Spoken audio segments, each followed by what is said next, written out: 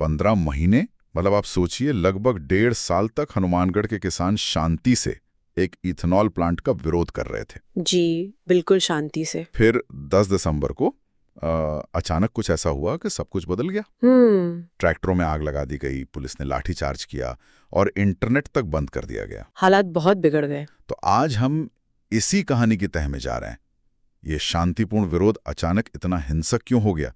और क्या ये सिर्फ एक प्लांट की कहानी है या हमारे विकास के मॉडल पर ही एक बड़ा सवाल है? ये सवाल ही मुझे लगता है इस पूरे मामले का दिल है, क्योंकि ये कहानी सिर्फ हनुमानगढ़ की नहीं है। अच्छा। ये कहानी है उस टकराव की जो पूरे देश में आप देखें तो अलग अलग जगहों पर पनप रहा है।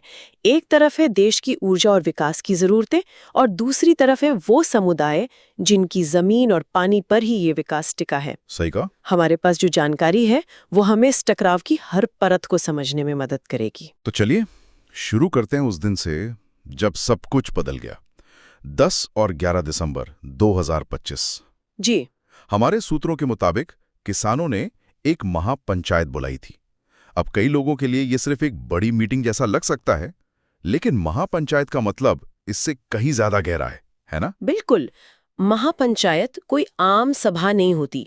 ये किसी समुदाय की एक बहुत बड़ी और पारंपरिक बैठक होती है, जहां अक्सर बड़े और निर्णायक फैसले लिए जाते हैं। एक तरह से शक्ति प्रदर्शन भी। हाँ, ये सामाजिक शक्ति का प्रदर्शन भी होता है। जब किसान महापंचायत बुलाते हैं तो इसका मतलब है कि वो किसी मुद्दे को बहुत गंभीरता से ले रहे हैं और एकजुट होकर कोई बड़ा कदम उठाने वाले हैं। और इस मामले में वो कदम शांतिपूर्ण नहीं रहा। और यहीं पर कहानी एक डरावना मोड़ लेती है। ये महापंचायत, जो शायद बातचीत और रणनीति बनाने के लिए बुलाई गई थी, एक हिंसक टकराव में बदल गई। असल में हुआ क्या था उस दिन? रिपोर्ट बताती है कि राठीखेड़ा इलाके में जहां ये इथेनॉल प्लांट बन रहा है, प्रदर्शनकारियों की भारी भीड़ जमा हो गई और जल्द ही माहौल बिगड़ गया। भीड़ ने निर्माणाधीन प्लांट पर, आप कह सकती हैं, धावा बोल दिया। ओहो। उन्होंने प्लांट की बाउंड्री की दीवारें तोड़ दी और वहां खड़ी गाड़ियों को आग के हवाले कर दिया। गाड़ियों को भी? जी। इन गाड़ियों में पुलिस की जीपें भी थीं और कुछ निजी वाहन भी। तस्वीरें भयानक थीं, जलती हुई गाड़ियां, टूटी हुई दीवारें और हवा में बस गुस्सा और तनाव।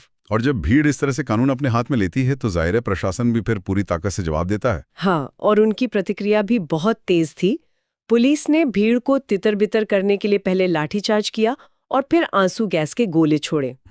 इसके बाद जो हुआ वो एक सीधी झड़प थी। पत्थरबाजी, दौड़ा भागी और दोनों तरफ के लोग घायल हुए। कई किसानों को चोटें आई,